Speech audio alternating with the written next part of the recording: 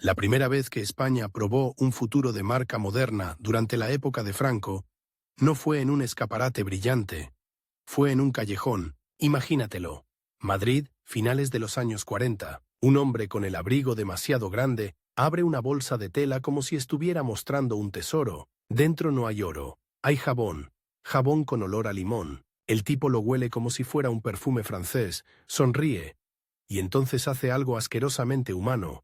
Se lo frota por la nariz, para sentir que todavía existe la limpieza en un país donde todo parece oler a humedad, a carbón, a col hervida y a miedo. A su lado, un chaval con la boca manchada de azúcar chupa un caramelo pegajoso, sin palo, y se le quedan los dedos como si hubiera metido la mano en miel vieja. El niño sonríe feliz, el padre mira alrededor con pánico.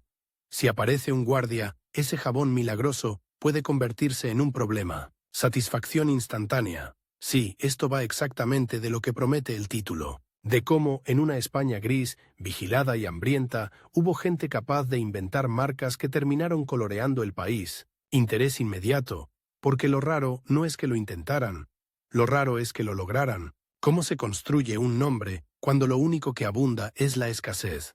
Y un pellizco de repulsión, porque detrás del brillo de cada marca temprana vas a oler algo más. El rastro del extraperlo, la grasa rancia de una fábrica sin repuestos, el sudor de un taller que no puede parar, y esa sensación de que la alegría, a veces, se fabricaba con manos temblorosas. Quédate hasta el final, porque la historia da vueltas. Hay empresarios que empezaron vendiendo calcetines y terminaron vendiendo futuro. Hay inventos que nacieron por pura desesperación, y hay un twist delicioso. Algunas de las marcas que hoy asocias con placer nacieron como soluciones a un problema casi grotesco. La película arranca con un país en modo supervivencia. Tras la guerra civil, el régimen se atrinchera en la autarquía. Producir dentro, comprar fuera lo mínimo, controlar lo máximo. El resultado para la gente común es una vida medida en colas, cartillas y silencios. El comercio no es un parque de diversiones, es una prueba de resistencia. Y sin embargo, justo ahí, en el barro, aparece el germen del branding. Cuando todo es escaso, cualquier cosa constante se vuelve sagrada. Una calidad que no cambia, un sabor reconocible, un lugar donde siempre te atienden igual, un nombre que la gente aprende a pronunciar como si fuera una contraseña. En ese clima, el empresario no es todavía el héroe moderno con traje y charla motivacional, es más bien un funambulista. Camina sobre una cuerda floja hecha de permisos, cupos, inspecciones, falta de materias primas y un mercado negro que te tienta como un atajo. Vamos a entrar en una tienda pequeña. Puede estar en Madrid, en Barcelona, en Bilbao. Da igual. Huele a tela guardada demasiado tiempo. Hay perchas con trajes que parecen heredados de otra década. En un rincón, cajas con medias, botones, hilo. La dueña, llamémosla Carmen, no vende moda, vende dignidad.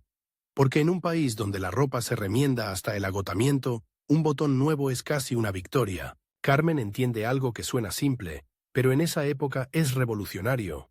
Si la gente vuelve, no es solo por el producto, es por la sensación. Por la certeza de que aquí no te engañan, que aquí, incluso si no hay de todo, hay una regla. Lo que te llevo a casa funciona. Y así empieza el acto I. El nacimiento de las marcas no como lujo, sino como promesa. En esos años, la promesa tiene que luchar contra un enemigo monstruoso. La inestabilidad. Hoy llega azúcar, mañana no. Hoy llega tela, mañana el proveedor desaparece. Hoy hay electricidad, mañana la ciudad se apaga. El país es una especie de motor viejo que arranca a patadas, y justo por eso, algunos emprendedores empiezan a pensar como ingenieros del deseo. Si no puedo garantizar abundancia, garantizaré identidad. Primera gran idea, la marca como refugio. En los 40, el comercio organizado empieza a tomar forma en manos de gente que entiende el poder de la experiencia, no solo vender, sino ordenar el caos. En España, mientras la población intenta reconstruir su vida cotidiana, surgen negocios que se convierten en lugares, antes que en productos, donde sabes que te encontrarán lo que necesitas, donde te guardan el encargo, donde se acuerdan de tu talla, donde puedes pagar de una forma que no te humille. Ahí, en esa lógica, germina un gigante, el gran almacén como teatro de normalidad. En medio de una España de escasez, la idea de entrar a un sitio con secciones, mostradores, dependientes uniformados, un aire de aquí, todo está bajo control. Es casi una fantasía, y la gente, agotada de improvisar, compra fantasías, pero los grandes nombres no nacen solo en tiendas, también nacen en cocinas y fábricas que suenan como bestias, porque la segunda gran idea llega cuando el país tiene hambre, industrializar el alimento y volverlo reconocible. Piensa en el plato más humilde posible, caldo, caldo de lo que haya. Un líquido caliente con el que engañas al estómago. Ahora imagina que alguien te vende la posibilidad de un caldo siempre igual, en un sobre, con un sabor consistente que no depende de si hoy conseguiste huesos o solo agua. Eso, en una España de posguerra, es casi magia. Es convertir una necesidad triste en un gesto de control. Hoy al menos voy a comer algo que sabe a comida. Los emprendedores que entran en alimentación entienden el truco psicológico. No venden solo nutrientes. Venden seguridad. El logotipo en el paquete se vuelve una promesa silenciosa. Esto no te fallará. Y esa promesa, repetida en miles de cocinas, empieza a crear algo nuevo.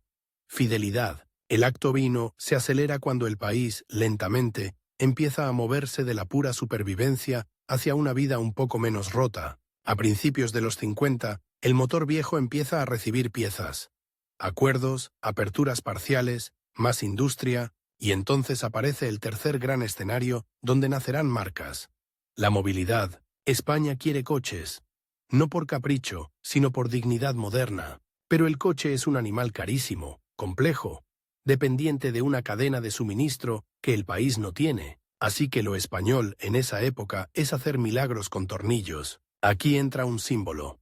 La idea de fabricar un coche para el pueblo dentro de un país con restricciones. La industria automovilística se vuelve una novela de ambición, política, ingeniería y, sí, marketing. Y aunque mucha gente no pueda comprar un coche aún, el coche se convierte en un objeto de deseo colectivo. Cuando un país desea lo mismo, el que logre ponerle nombre a ese deseo crea marca. Pero ojo, no te imagines oficinas modernas con brainstormings. Imagínate humo, metal caliente y hombres con manos negras de grasa. Imagínate una nave donde el sonido de los martillos es el reloj. Allí, en ese ruido, nace otra promesa.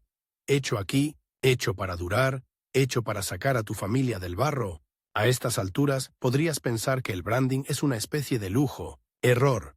En la España de Franco, la marca se vuelve una herramienta para sobrevivir a la desconfianza, porque en un mercado donde hay falsificaciones, extraperlo, productos cortados, aceite estirado con lo que sea, jabón que no limpia y tela que se rompe, la gente empieza a buscar señales, y la marca es una señal. ¿Ves el twist? La marca no nace del capitalismo glamuroso, nace del miedo a ser engañado, y ahí llega una historia que parece pequeña, casi tonta, pero cambia el juego. Un empresario observa algo cotidiano y desagradable. Los niños comen caramelos y terminan con las manos pegajosas, sucias, llenas de polvo, se meten los dedos en la boca, se ensucian la cara, luego tocan todo, una mezcla de azúcar, saliva y calle, un asco normalizado. Y en una época donde la higiene no es precisamente abundante, ese asco tiene consecuencias. Enfermedades, infecciones, malestar. La observación es repulsiva, sí, pero la solución es brillante. Si el caramelo tuviera un palo, el niño no se mancharía. No es poesía, no es filosofía, es ingeniería de la vida diaria. Ese empresario es Enric Bernat, y lo que está a punto de ocurrir no es solo la creación de un producto, es la creación de un ritual, porque el caramelo con palo no solo limpia las manos, limpia la experiencia. De repente, el dulce se vuelve presentable. Se puede comer caminando, se puede comer sin sentirte un animalito pringado, se puede regalar, se puede vender como algo moderno. ¿Notas la fuerza? Una idea nacida del asco puede convertirse en placer masivo, pero claro, tener una idea no basta. En la España de esa época, las ideas chocan contra paredes. Permisos, materias, maquinaria, distribución. La energía emprendedora no se mide por creatividad, sino por resistencia. Aquí entra el elemento más importante del acto y la logística como aventura, porque crear una marca no es solo inventar un producto, es lograr que llegue a manos de la gente una y otra vez, con el mismo sabor, el mismo aspecto, el mismo símbolo, y en una España donde las carreteras son irregulares, el transporte es limitado y los canales de venta son frágiles, La distribución se vuelve épica. Imagina a un comercial viajando en tren con una maleta de muestras. Imagina paradas largas, cafés aguados, humo, estaciones frías. Imagina que para vender tu producto necesitas convencer no solo al tendero, sino a su miedo. ¿Y si mañana no me lo traes? ¿Y si me meto en líos? ¿Y si esto no se vende y me quedo con cajas muertas? Así que el emprendedor aprende a contar historias. Aprender a vender se convierte en aprender a narrar. Este caldo te salva la cena. Este jabón no te destroza la piel. Este caramelo no ensucia. Esta tienda te respeta. Son promesas pequeñas, repetidas, que con el tiempo forman un gran hechizo. La identidad. Entra un detalle que a mí me fascina. En épocas de censura y control, la publicidad no puede ser cualquier cosa. Tiene que ser cuidadosa, muchas veces inocente por fuera, pero el público también es inteligente. Lee entre líneas. Así que las marcas aprenden a hablar en un lenguaje casi doméstico. Familia, limpieza, orden, salud, lo correcto. Y debajo, escondida como una sonrisa, va otra promesa. Modernidad. Porque modernidad, en esa época, es un deseo silencioso, no se grita, se compra en pequeñas dosis, y por eso algunas marcas tempranas de España se construyen como símbolos de normalidad europea, sin decirlo abiertamente, un envoltorio mejor impreso, un logotipo más claro, un producto estandarizado, un mostrador limpio, detalles. Ahora, vamos a poner tensión, porque no todo es épica bonita. El país está lleno de contradicciones. Puedes tener una idea genial, y no tener azúcar. Puedes tener demanda, y no tener papel para el envoltorio. Puedes tener maquinaria, y no tener repuestos. ¿Y entonces qué haces? Aquí aparece el lado oscuro del emprendimiento en esos años. El arte de la sustitución. Se sustituye el ingrediente, se alarga la vida de una máquina con piezas recicladas, se reusa el vidrio, se reimprime el envase encima de otro, se improvisa. La gente que crea marcas aprende a bailar con la escasez sin perder consistencia. Y ese equilibrio es una proeza, porque si tu producto cambia demasiado, pierdes la promesa. Y si no cambias nada, quizá no puedas producir, así que el emprendedor se convierte en alquimista. Mantiene la sensación, aunque cambien los componentes. Mantiene el sabor reconocible, aunque la receta tenga que adaptarse. Mantiene el servicio confiable, aunque por dentro sea un caos. ¿Y qué pasa cuando lo logran? Pasa algo peligrosísimo y maravilloso. La gente empieza a confiar. Confianza. Esa palabra, en una posguerra larga, vale más que el dinero. La marca se convierte en un atajo mental. La abuela no tiene que pensar demasiado. Compra esa porque esa nunca falla. El padre no discute. Elige esa porque esa es seria. El niño pide esa porque esa es la que llevan los otros niños. Y de pronto aparece un fenómeno moderno. La preferencia. En el acto prima, la preferencia es un milagro. Porque elegir por gusto, y no solo por necesidad, es el primer síntoma de que la vida vuelve a tener color. Y justo cuando ese color asoma, llega un giro que muchos no esperan. Las marcas no solo luchan contra la escasez, también luchan contra el orgullo. Sí, orgullo, porque en un país encerrado en sí mismo hay una tentación. Hacer lo mínimo y venderlo igual. Total, ¿qué opciones tiene la gente? Y ahí es donde algunos empresarios se hunden, y otros despegan. Los que despegan son los obsesivos, los que piensan, si quiero que esto dure, tengo que hacerlo mejor, aunque hoy no me lo exijan. Ese pensamiento, en una España todavía cerrada, es casi subversivo, es apostar por un futuro que no está garantizado. Enric Bernat, con su idea del caramelo con palo, no está solo creando un dulce, está creando un estándar. Está diciendo, esto se va a hacer así, siempre, para que el público lo reconozca. Y eso es marca en estado puro. Pero el twist más sabroso viene ahora. Para que el caramelo con palo se convierta en fenómeno, no basta con inventarlo. Hay que meterlo en las manos correctas, y esas manos, en la España de esa época, son las de los niños a la salida del colegio. No es broma. El campo de batalla no es una feria elegante, es la puerta de un colegio, el kiosco, la tienda de barrio, el momento exacto en que un niño convence a un adulto con una mirada. El emprendedor entiende entonces una ley brutal del mercado.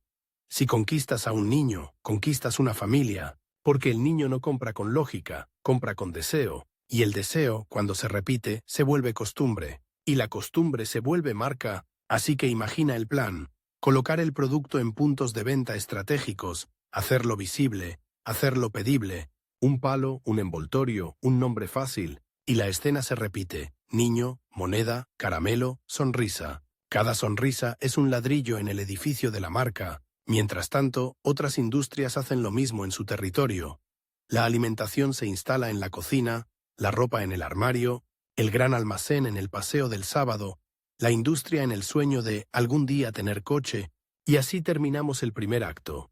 Con España aún en sombras, pero con pequeñas luces que no vienen del Estado ni de discursos, sino de algo más cotidiano y poderoso, la repetición de una promesa. Y aquí te dejo una última imagen, para que entres conmigo al siguiente tramo con el corazón acelerado. Un camión vibra por una carretera irregular, cargado de cajas. Dentro hay sobres de caldo, jabón perfumado y caramelos con palo. El conductor no transporta mercancía, transporta hábitos. Transporta el principio de un país que, sin darse cuenta, está empezando a reconocerse en nombres. El camión sigue su ruta, y con cada bache parece que el país entero se sacude el polvo de la posguerra. Pero no se lo quita, solo lo redistribuye. En los años 50, España entra en una fase rara. Por fuera, disciplina y control. Por dentro, un hambre enorme de normalidad. El régimen empieza a moverse, lentamente, hacia una apertura económica más pragmática. No es un cambio de corazón, es un cambio de supervivencia. Y ahí, justo ahí, los emprendedores encuentran un resquicio, porque cuando el sistema se abre, aunque sea 1 milímetro, el mercado entra como una corriente de aire. De golpe se nota quién sabe fabricar, quién sabe vender y quién sabe convertir un producto en algo que la gente reconoce a distancia. Pero en este acto segundo, la historia se vuelve más peligrosa, porque ahora ya no basta con nacer, hay que crecer. Y crecer, en una España donde la escasez se mezcla con la vigilancia, es como intentar encender fuegos artificiales en un almacén de gasolina. La tensión sube con un enemigo nuevo, la competencia silenciosa. No me refiero a marcas extranjeras todavía, sino a algo más corrosivo. La copia, el yo también puedo hacerlo, el tendero que rellena un envase bonito con producto peor, el fabricante que imita el sabor sin respetar la calidad, el pequeño taller que clona un diseño. Y en ese clima, la marca pasa de ser promesa a ser frontera. No es solo esto soy yo, sino esto no son los otros. Aquí aparece una idea brutal que define la época. El envase como armadura. En un país donde la gente compra por señales, el envoltorio se vuelve una declaración de identidad, colores más claros, tipografías más legibles, símbolos más memorables. Algunas marcas se vuelven casi religiosas con la consistencia. Si el logotipo se imprime 1 milímetro distinto, lo corrigen. Si el tono del rojo cambia, lo discuten como si fuera una traición. No es obsesión estética, es guerra contra la desconfianza. Y entonces pasa algo. La publicidad empieza a morder. La España de los 50 y 60 empieza a descubrir el poder de lo aspiracional sin decirlo en voz alta. Los anuncios enseñan cocinas más limpias que las reales, familias más sonrientes que las reales, mujeres con vestidos que parecen de revista, hombres con una seguridad que en la calle no se respira. No es solo propaganda comercial, es una máquina de fantasía doméstica. El mensaje es simple y adictivo. Compra esto y tu vida se parecerá un poco más a esa imagen. Y en esa máquina, las marcas españolas empiezan a crear personajes, eslogans, melodías pegajosas, empiezan a aprender el lenguaje del recuerdo. Aquí el acto segundo se bifurca en 3 grandes carriles: comida, moda y movilidad, y cada uno tendrá su twist. Primero, la comida. España, por tradición, es un país de cocina casera, pero la vida se acelera, la urbanización crece, las fábricas y oficinas absorben horas, y la cocina empieza a necesitar ayuda. No ayuda gourmet, ayuda práctica. Rapidez, conservación, seguridad. Los emprendedores alimentarios detectan algo que hoy nos parece obvio, pero entonces era casi un sacrilegio. La gente pagará por ahorrar tiempo, pagará por no pelearse con la escasez del día, pagará por no improvisar. Así crecen productos que parecen simples: sopas instantáneas, conservas, galletas, chocolate, café, y en cada uno, la batalla real es el paladar colectivo. Si logras que el país asocie tu sabor con un momento de calma, ya tienes medio imperio. Pero aquí llega un giro inquietante. El sabor se convierte en política emocional, no por ideología, sino por control psicológico. En un contexto donde muchas cosas están vigiladas, El gusto se vuelve un territorio libre. Nadie te castiga por preferir una galleta u otra. Nadie te interroga por elegir un café. Así que la gente se vuelca a esos pequeños placeres con una intensidad enorme. El consumo se transforma en una vía de escape. Una marca, si es lista, no vende azúcar, vende descanso mental. Ahora, la moda. Entra en escena una España que empieza a mirarse al espejo. La economía se moderniza a trompicones. El turismo empieza a traer divisas y comparaciones incómodas. Mira cómo visten esos extranjeros. Mira qué tejidos, mira qué colores. Y entonces la industria textil y del calzado encuentra un campo minado pero fértil. La aspiración. Pero no puede vender lujo descarado. Tiene que vender arreglo, buena presencia, vestir bien, palabras que suenan decentes, casi moralmente correctas. Y ahí las marcas aprenden un truco.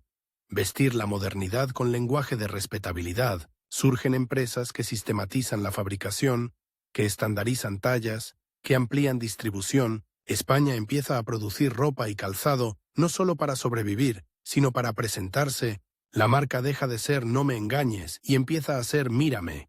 Y aquí aparece el segundo gran twist del acto segundo. El escaparate como escenario de libertad. Parece exagerado, pero piensa. Cuando la vida pública está controlada, la estética privada se vuelve rebelión suave. Elegir un vestido más atrevido, un zapato más moderno, una corbata con un color diferente. No cambia el régimen, pero cambia tu sensación de ti mismo. Y ahí las marcas se vuelven cómplices del deseo individual. Tercero, la movilidad. Ahora sí entramos en la parte que, cuando la cuentas, suena como cine. El país quiere ruedas. En los 50 y 60 se consolida la industrialización y la idea de un coche accesible se vuelve una obsesión nacional. La gente sueña con subir socialmente a través de una máquina que te da independencia. Y de nuevo, no se trata solo de fabricar coches, se trata de fabricar un símbolo, porque el coche no es un objeto, es un relato. He llegado. Mi familia cabe aquí. Puedo irme. Puedo viajar. Cuando por fin ciertos modelos populares comienzan a aparecer en la calle, cambian la geografía emocional del país. La carretera ya no es solo la ruta del trabajo, es la ruta del domingo, la playa, el pueblo, la visita, y las marcas, no solo de coches, también de gasolina, neumáticos, recambios, talleres, empiezan a ocupar la mente del consumidor con una fuerza nueva, pero el acto segundo no es éxito tras éxito, es un combate constante, porque el crecimiento trae un problema que no se ve en la publicidad. El cuello de botella de materias primas, de maquinaria, de permisos, de distribución. El emprendedor quiere producir más, pero el país no siempre puede acompañarlo, y entonces muchos toman decisiones desesperadas. Aquí viene la parte que provoca ese asco mezclado con fascinación. En fábricas de alimentación, por ejemplo, el control de calidad no es el estándar moderno. Se trabaja con prisa, con calor, con máquinas viejas. Hay relatos de lotes que salen distintos, de ingredientes que llegan tarde o en mal estado, de improvisaciones. Y sin embargo, el público no ve la fábrica, ve el paquete. La marca puede tapar el horror, o puede empujar a la empresa a mejorar de verdad. Algunas eligen lo segundo, otras no. Y en esa diferencia se decide quién sobrevive a largo plazo, porque a mediados de los 60 llega el verdadero monstruo del acto segundo. El consumidor se vuelve exigente. Sí, exigente. Parece increíble, pero es así. Cuando mejora el nivel de vida, la gente empieza a comparar, empieza a decir, esto ya no me vale, esto sabe peor, esto se rompe, esto es caro para lo que es. Y de pronto, la marca se enfrenta a un juicio nuevo. La opinión del público no es solo gratitud, es crítica. Las marcas que habían nacido como refugio, ahora tienen que ser consistentes bajo presión. Y aquí, de nuevo, entra Chupa Chups, como un ejemplo perfecto de cómo se construye una marca con inteligencia casi militar. El caramelo con palo no solo se vende, se distribuye con una estrategia que parece simple, pero es genial. Presencia, repetición, visibilidad. El producto se coloca donde están los niños, pero también donde están los adultos que compran por impulso. Kioscos, estaciones, tiendas, se vuelve parte del paisaje, y entonces ocurre el salto. Cuando un producto se vuelve parte del paisaje, deja de ser producto y se convierte en cultura. Pero para llegar ahí hace falta algo que muchos empresarios subestiman. El nombre. Nombre corto, sonido fácil, ritmo, algo que puedas pedir sin pensar, algo que un niño pueda pronunciar, algo que un vendedor pueda repetir 100 veces al día sin odiarlo. El nombre se vuelve un arma. Una vez que se te pega, ya estás medio vendido. En este tramo, muchas marcas españolas aprenden a nombrar mejor, a diseñar mejor, a sonar mejor. Empiezan a entender que el mercado no es solo economía, es memoria. Sin embargo, el acto segundo necesita un antagonista más personal, un villano que no sea abstracto. Y ese villano es el hombre del sello. En la España de entonces, para crecer necesitas permisos, licencias, autorizaciones, y cada vez que aparece la palabra autorización, aparece la posibilidad del retraso, del capricho, del silencio administrativo. El empresario no solo lucha contra la competencia, lucha contra la burocracia como si fuera un pantano. La escena se repite. Un emprendedor con papeles en la mano, en una oficina fría, esperando. En el bolsillo, el dinero justo para pagar sueldos. En la cabeza, el cálculo del desastre si no llega la aprobación. En la cara, la sonrisa obligatoria. Esa escena, multiplicada por miles, también construye marcas, porque quien logra sobrevivir a ese desgaste, aprende a ser paciente, astuto, y a veces moralmente ambiguo. Y aquí viene un giro dramático. Algunas empresas crecen porque son buenas, otras crecen porque saben navegar el sistema, porque tienen contactos, porque conocen a la persona correcta, porque saben cuándo callar y cuándo sonreír. Y esto no es un juicio moral simplón, es el tipo de realidad incómoda que hace que la historia sea interesante. En un régimen autoritario, el mercado no es un campo neutral, es un tablero donde unas piezas se mueven con más facilidad que otras. Entonces, ¿cómo se hace una marca popular en ese contexto? Hay una respuesta inesperada. Con el turismo en los 60 funciona como una inyección de aire y dinero. De pronto llegan visitantes con hábitos distintos, con marcas extranjeras, con expectativas, y España aprende rápido. No por orgullo nacional, sino por negocio. Los hoteles necesitan provisiones, los bares quieren atraer, las tiendas quieren vender recuerdos, las carreteras quieren servicios. Y en esa cadena aparecen oportunidades gigantes para empresas que sepan estandarizar. Estandarizar. Esa palabra es el secreto del acto segundo, porque el turista quiere saber qué compra, no quiere sorpresas. Y el español que lo observa también empieza a querer lo mismo. Si ellos confían en ese chocolate, en esa bebida, en ese jabón, quizá yo también. Así, sin que nadie lo declare, la validación extranjera se convierte en un espejo, y algunas marcas españolas se construyen con ese reflejo. Lo nuestro también puede ser moderno, pero no todo es modernidad limpia. Con el turismo llega también un choque cultural, deseo y vergüenza, ganas de parecer europeo y miedo de parecer demasiado libre. Esa tensión se mete en la publicidad, en los diseños, en los mensajes. Las marcas caminan entre dos mundos, tradición y modernidad. Ahora, para que el acto segundo termine en alto, necesitamos un gran punto de inflexión, un momento que cambie el ritmo de la historia. Ese momento llega cuando el país empieza a entrar en la lógica del consumo masivo. Televisión, campañas más amplias, distribución más potente y una población que por primera vez en décadas puede comprar no solo por necesidad, sino por gusto. La tele se convierte en una hoguera moderna. La familia se sienta alrededor, hipnotizada, y las marcas aparecen en esa pantalla como si fueran visitantes de otro planeta. Perfectas, luminosas, sonrientes. Y lo que antes se construía con el boca a boca del barrio, ahora se construye con repetición nacional. Pero la televisión tiene una crueldad. Amplifica tanto el éxito como el fracaso. Si tu producto no está a la altura, el país entero lo sabrá. Si tu distribución falla, el cliente lo recordará. Si tu calidad se cae, la confianza se rompe. Y aquí está el punto más tenso. Muchas marcas nacidas en la escasez no están preparadas para la abundancia parcial, porque crecer exige inversión, planificación, control, exige pasar de la improvisación heroica a la organización fría, y no todo el mundo puede. Así que el acto segundo termina con una selección natural empresarial. Algunas marcas se consolidan, otras se quedan como recuerdos locales y otras desaparecen. Pero justo cuando parece que la historia va a estabilizarse, aparece el twist que cambia el tablero para siempre. España está a punto de vivir el gran salto del producto español al producto español que compite, y competir de verdad significa enfrentarte no solo a tu vecino, sino al mundo. La palabra competir empezó a sonar distinta en España a partir de un momento muy concreto. Cuando el país se dio cuenta de que ya no bastaba con abastecerse, había que seducir. Seducir a un cliente que ya no compraba con miedo, sino con comparación. Seducir a un turista que venía con el bolsillo lleno y el ceño exigente. Seducir incluso a mercados de fuera que no tenían ninguna obligación emocional de apoyar lo nuestro. Y en ese giro muchas empresas descubrieron una verdad incómoda. El producto podía ser bueno, y aún así perder si no tenía cara, historia y personalidad, porque una marca no es lo que fabricas, es lo que el mundo recuerda de ti. Y ahí, en plena España del desarrollismo, con fábricas creciendo, carreteras llenándose y ciudades expandiéndose, ocurrió algo casi cinematográfico. El país empezó a diseñarse a sí mismo. Visualiza esta escena.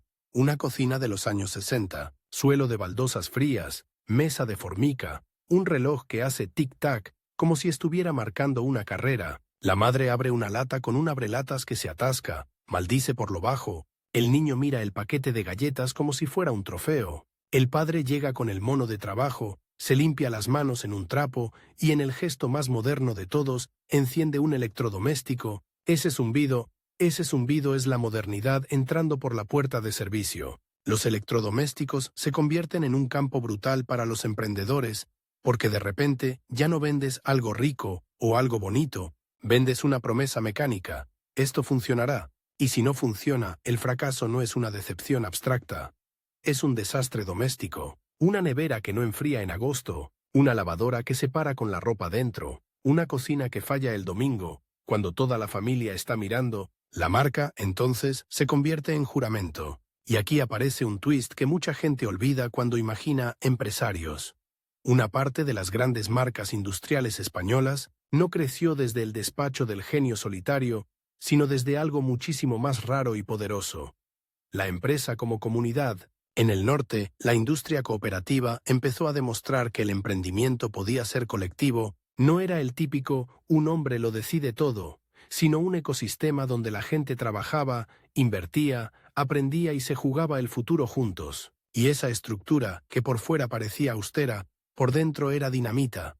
Permitía disciplina, reinversión y una obsesión casi religiosa por la mejora continua. ¿El resultado? Marcas que entraron en la casa española como si fueran parte de la familia. Aparatos, piezas, soluciones. No necesariamente glamour, pero sí confianza. Y en una España que todavía recordaba lo frágil que era la vida, la confianza valía más que el brillo. Mientras tanto, en las calles, la modernidad se volvió un sonido. El traqueteo de motores pequeños, porque si hubo un icono que convirtió el crecimiento en espectáculo, fue el coche popular. De pronto, un vehículo podía ser no solo un sueño, sino un plan, y ese plan tenía efectos en cadena. Talleres, recambios, neumáticos, gasolineras, moteles de carretera, bares con bocadillos para conductores, tiendas de maletero, neveritas portátiles, radios, mapas. En otras palabras, el coche no solo creó movilidad, creó mercado, y donde hay mercado hay marcas hambrientas. Pero aquí viene una imagen que te clava la atención. Una familia española en un coche pequeño. Verano, carretera hacia la costa, ventanas bajadas. El aire huele a gasolina caliente y a tortilla envuelta en papel de estraza. El padre conduce sudando, la madre intenta que el niño no saque la cabeza, y atrás, en el asiento, una bolsa con productos de marca comprados para el viaje.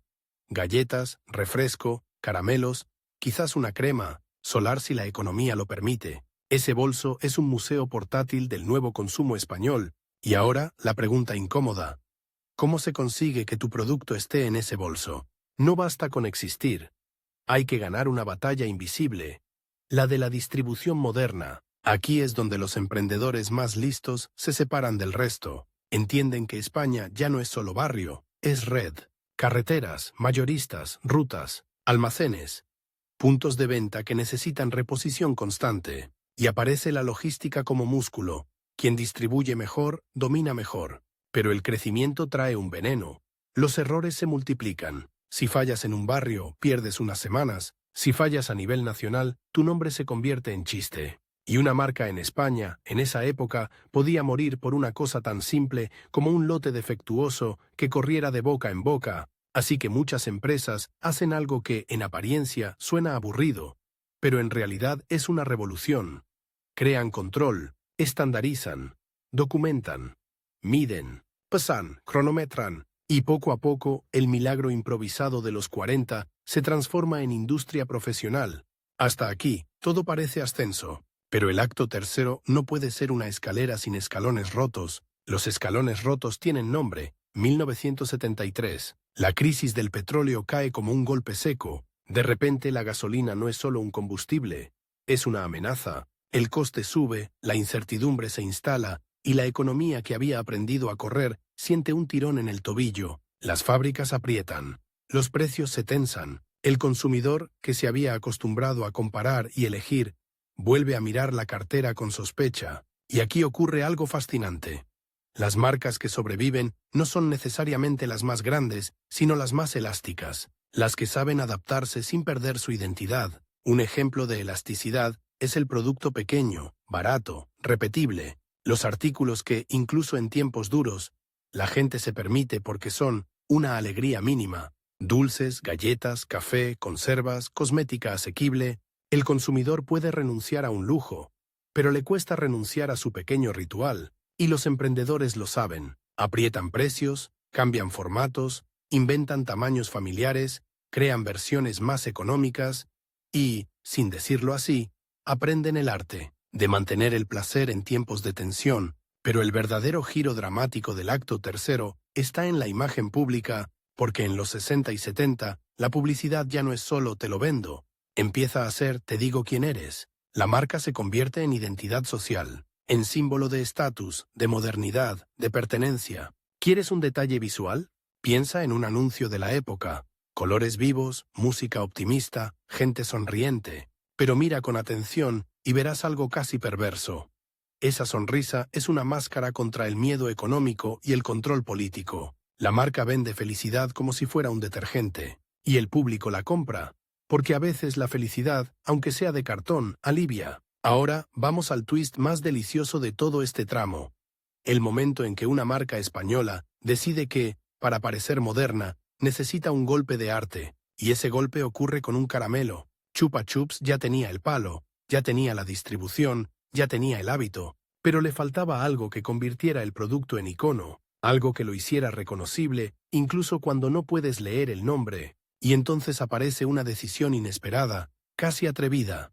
Encargar el logotipo a un artista famoso. De repente la marca no solo es industria, es estética, es cultura, es un objeto que se reconoce como se reconoce una flor o una señal de tráfico, un símbolo redondo, claro, casi infantil, perfecto para quedarse pegado en la memoria. ¿Ves lo que significa? Que en plena España tardofranquista, una empresa entiende que la competitividad no es solo producir, es diseñar el recuerdo, y ese movimiento inspira a otros. Empieza una fiebre silenciosa por el diseño. Envases más limpios, logos más simples, identidades visuales más coherentes. España, poco a poco, aprende el idioma internacional del consumo. Pero claro, competir también significa exportar, y exportar significa enfrentarte a un público que no tiene paciencia con tus excusas. Es que aquí las máquinas son viejas. Es que aquí cuesta conseguir esto. Es que aquí, fuera, nadie escucha. Es que... Así que algunas empresas dan el salto. Mejoran procesos, buscan socios, invierten en tecnología, se obsesionan con consistencia, y ocurre algo casi irónico. Lo que el régimen quería como autosuficiencia termina empujando a ciertos emprendedores a una disciplina industrial que más tarde les sirve para abrirse al exterior. Es como si el encierro hubiera entrenado a algunos para resistir. Ahora pon atención a un cambio de escenario, porque esto es importante para el ritmo de la historia. El punto de venta se transforma, las tiendas se modernizan, los grandes almacenes expanden su influencia y con ella enseñan a comprar de otra manera. Pasear, comparar, probar, mirar escaparates como si fueran cine. La compra se vuelve ocio, y cuando la compra es ocio, la marca se vuelve espectáculo. Es aquí donde muchas marcas españolas aprenden un arma definitiva: la narrativa. No esto vale X, sino esto es para ti. No esto es bueno, sino esto es lo que una familia moderna usa. No esto limpia, sino esto te devuelve el control del hogar. No esto te alimenta, sino esto te regala un momento. La marca se vuelve guión. Y el país, sin darse cuenta, empieza a vivir dentro de anuncios, pero el acto tercero, para ser acto tercero, necesita una presión final más aguda, y esa presión tiene una fecha emocional. Noviembre de 1975. Franco muere, y con su muerte el aire cambia. No cambia de golpe, pero cambia. España entra en un proceso donde lo político se mueve, lo social se agita, y lo económico se llena de incertidumbre y oportunidad al mismo tiempo. ¿Y qué pasa con las marcas en un momento así? Pasa algo que no suele contarse. Las marcas sienten el temblor antes que muchos discursos, porque el mercado es un sismógrafo. Si la gente está nerviosa, compra distinto. Si la gente está esperanzada, compra distinto. Si la gente siente que viene una nueva época, empieza a elegir símbolos nuevos. Y ahí ocurre una escena casi íntima, pero decisiva. En oficinas y fábricas, algunos empresarios miran sus productos y se hacen una pregunta que suena simple, pero es explosiva. ¿Qué va a significar mi marca en la España que viene? Porque ya no se trata solo de sobrevivir, se trata de pertenecer a un país que está cambiando de piel. Algunos nombres, acostumbrados a hablar en clave doméstica y prudente, empiezan a atreverse con mensajes más modernos, otros se quedan atrás, atrapados en una estética vieja. Algunos entienden que la competencia extranjera va a entrar con fuerza y se preparan como si se acercara una tormenta. Otros creen que lo de siempre seguirá funcionando. Y entonces llega el cliffhanger perfecto. España se asoma a un futuro donde, por primera vez en décadas, la identidad nacional no la dictará solo el poder. También la disputarán las calles, los medios y, sí, las marcas. El aire cambia después de 1975, pero no como en las películas. Con una luz nueva entrando por la ventana, cambia como cambia una fábrica cuando apagas una máquina vieja. Primero un silencio raro, luego chirridos sueltos, luego voces que se atreven a hablar más alto, y finalmente un ruido distinto, más libre, más desordenado. España entra en la transición y los empresarios, los de verdad, los que han crecido a golpes de escasez, permisos, crisis y miedo, sienten algo que es casi físico. Por primera vez en décadas, el futuro no tiene un solo dueño, y eso es una bendición y una amenaza. Porque la libertad abre puertas, sí, pero también abre compuertas. Y por esas compuertas entra lo que más asusta a una marca nacida en un país aislado. La comparación brutal con el mundo. De golpe, el consumidor español se parece menos a un sobreviviente agradecido y más a un juez. Y ese juez ha aprendido algo nuevo. No tiene por qué conformarse. La escena se vuelve más rápida. La ciudad vibra. La conversación cambia. Y los escaparates se atreven con colores más vivos, con mensajes menos tímidos. La publicidad deja de hablar solo de limpieza y buena conducta, y empieza a hablar de personalidad. La marca deja de ser únicamente un refugio y se convierte en una declaración. Yo soy este tipo de persona, y aquí llega el primer giro fuerte de esta última parte. Muchas empresas que nacieron en la época de Franco, si quieren sobrevivir, tienen que hacer algo que parece una traición. Reinventarse sin perderse. No es un eslogan bonito, es una cirugía. Imagina a un dueño de fábrica, llamémosle Julián, sentado frente a una mesa con su producto de siempre, lo mira como se mira una foto de familia. Ese producto le dio de comer a su gente, le permitió pagar sueldos, le permitió crecer, pero ahora lo mira y ve otra cosa.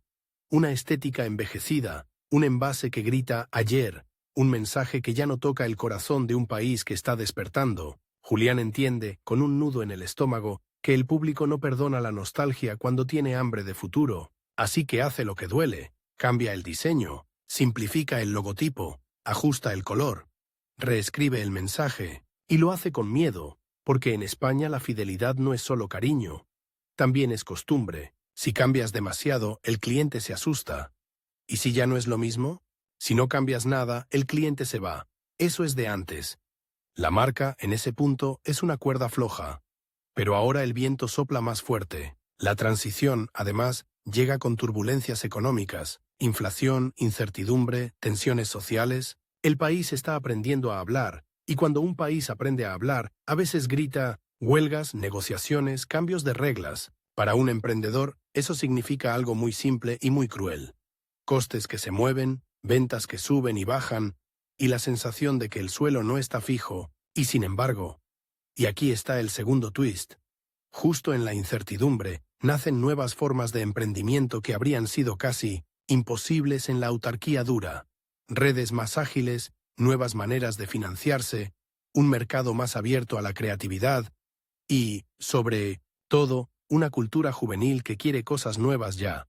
No algún día. La marca empieza a acelerar. A finales de los 70 y entrando en los 80, España vive una transformación que para el storytelling de negocios es oro puro. La vida cotidiana se electrifica, literalmente y simbólicamente. Más electrodomésticos, más coches, más ocio, más consumo cultural. La gente sale, baila, viaja más. Y las marcas tienen que aprender un idioma nuevo. El de la emoción directa. Ya no basta con decir esto es fiable. Ahora hay que decir esto es tuyo. Y aquí aparece una idea que divide a los empresarios en dos especies, como si fuera biología. Los que siguen vendiendo productos y los que empiezan a vender sistemas. Vender sistemas significa control de stock, rapidez de reposición, diseño constante, distribución casi militar, lectura del gusto, del público como si fuera un radar. Es el salto de tengo una fábrica a tengo una máquina de anticipar deseos. Algunos lo hacen sin darse cuenta, empujados por la necesidad de competir, otros lo hacen con visión. Y ahora te doy una imagen que es casi un shock visual si te la tomas en serio. Una tienda de ropa en los primeros 80 no tiene el aire solemne de antes. No parece un lugar donde vas a cumplir con vestirte. Parece un lugar donde vas a jugar a ser alguien. Las prendas cambian más rápido, los colores se atreven, los precios intentan ser accesibles, la música suena en el local como si fuera una discoteca domesticada. La moda deja de ser armadura, se vuelve identidad cambiante, y ahí los emprendedores españoles que ven la ola entienden algo que los de la vieja escuela no quieren aceptar. El consumidor ya no va a esperar. Si no lo tienes hoy, lo comprará mañana, pero en otro sitio. Ese otro sitio ya no es solo el vecino, es el extranjero, es la marca internacional, es el futuro entrando con paso firme. Entonces, ¿qué hacen las marcas españolas nacidas en época franquista para no ser barridas? Aquí viene una respuesta que parece anticlimática, pero es decisiva. Profesionalizan lo invisible. Me refiero a calidad consistente, certificaciones, procesos, contabilidad más fina, marketing planificado, segmentación. Empiezan a contratar especialistas, diseñadores, publicistas, distribuidores, y eso cambia el ADN de la empresa. El negocio familiar deja de ser solo familia, se convierte en organización, y en ese cambio hay un momento incómodo, casi grotesco. El choque entre el yo lo hago como siempre y el si lo hacemos como siempre, morimos. En muchas compañías, la discusión no es sobre dinero, es sobre orgullo. Porque como siempre, es también una biografía, es el recuerdo de cómo sobreviviste cuando todo era peor. Cambiarlo puede sentirse como insultar tu propio pasado, pero la marca que sobrevive aprende a respetar su pasado sin quedarse atrapada en él, y mientras algunas se reinventan, otras hacen algo aún más arriesgado, salen fuera. Exportar en serio no es mandar unas cajas, exportar en serio es aceptar que tu marca será juzgada sin piedad, y ahí ocurre una escena que te engancha porque es humana. El empresario español abre un catálogo extranjero y siente vergüenza. No porque su producto sea malo, sino porque la presentación parece de otra galaxia. Tipografías limpias, fotos nítidas, mensajes claros, diseño coherente, y entonces entiende algo que duele. No estoy compitiendo solo con cosas, estoy compitiendo con percepción.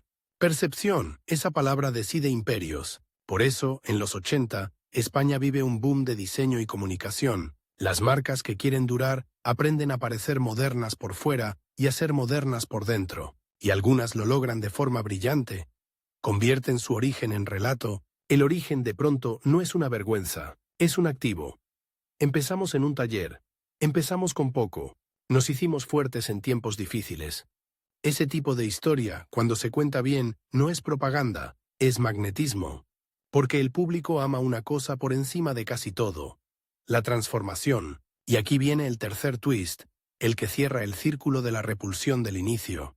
Algunas de las marcas más queridas del país tienen raíces en soluciones a problemas desagradables, sucios, incómodos, y en los 80 eso se convierte en ventaja, porque el consumidor empieza a valorar lo práctico con estética, lo higiénico con deseo, lo útil con estilo. Lo que antes era necesidad, ahora puede ser placer. La alimentación, por ejemplo, se vuelve un escenario de sofisticación popular, aparecen formatos más cómodos, productos más pensados para el ritmo urbano, campañas que ya no hablan solo de nutrición, sino de momentos. Desayuno rápido, merienda feliz, cena simple pero digna, y dentro de ese cambio hay una estrategia que las marcas dominan como si fuera magia negra. Convertir el hábito en ritual. El café no es café, es mi momento. La galleta no es galleta, es mi pausa.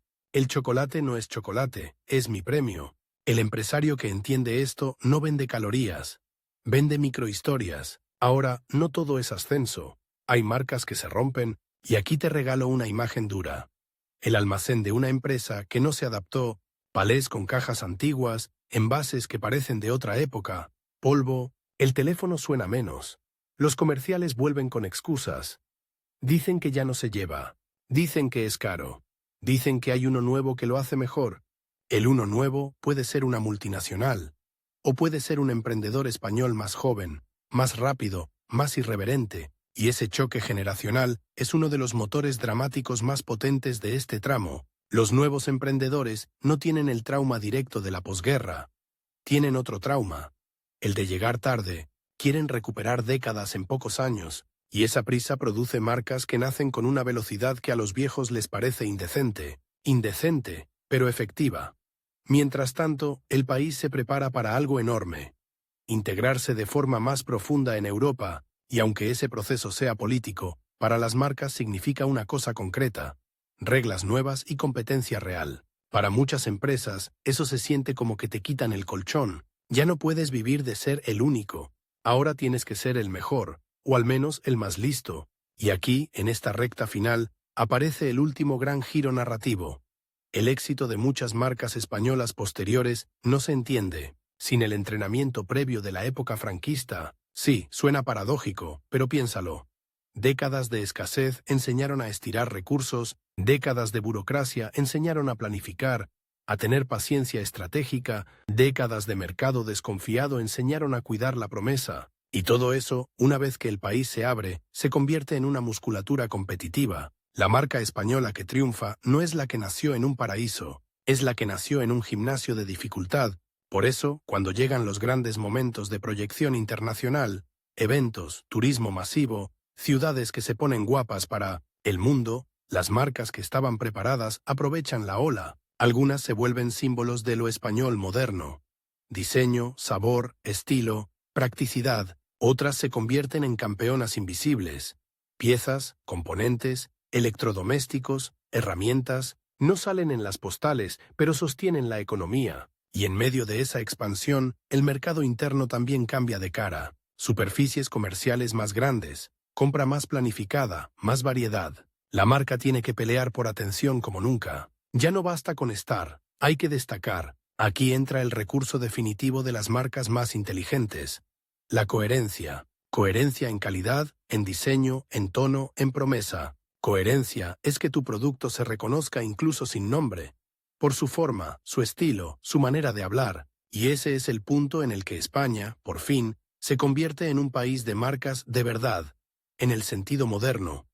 No solo empresas que venden, sino identidades que se instalan en la vida diaria. Ahora, para cerrar, volvamos a la mini historia del principio, porque aquí está el golpe emocional final. Aquel hombre del abrigo grande, en el Madrid de finales de los 40, oliendo jabón como si oliera esperanza, no sabía que estaba participando en el nacimiento de un nuevo tipo de España. No sabía que ese gesto, comprar algo reconocible, algo de confianza, algo que prometía una experiencia constante, era una pieza pequeña de un fenómeno enorme. Y el niño del caramelo pegajoso, con los dedos sucios, sin palo, tampoco sabía que ese asco cotidiano iba a inspirar una solución, que terminaría siendo un símbolo pop, exportable, reconocible en cualquier parte. Ese es el verdadero hilo conductor de toda la historia. Las primeras marcas españolas no nacieron del lujo, nacieron de la necesidad. Y luego aprendieron a hacer algo más difícil: convertir la necesidad en deseo, y si te quedas con una idea, que sea esta. Porque es el twist más importante de todos.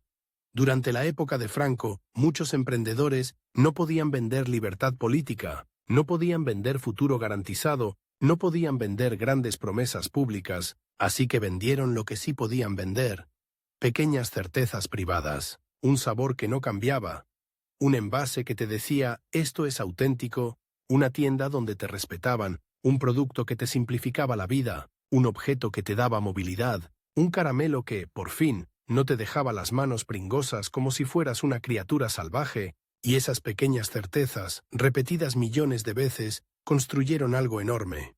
Confianza. Y con la confianza llegó la posibilidad de soñar más alto. Por eso, cuando hoy ves una marca española consolidada y piensas, qué normal, en realidad estás viendo el resultado de una aventura hecha de escasez, ingenio, orgullo, miedo, ambición y un deseo casi terco de modernidad, una aventura que no suena a himno, suena a fábrica, a caja registradora, a carretera, a televisión encendida, a envoltorio crujiente, a una promesa pequeña que sobrevivió lo suficiente como para convertirse en identidad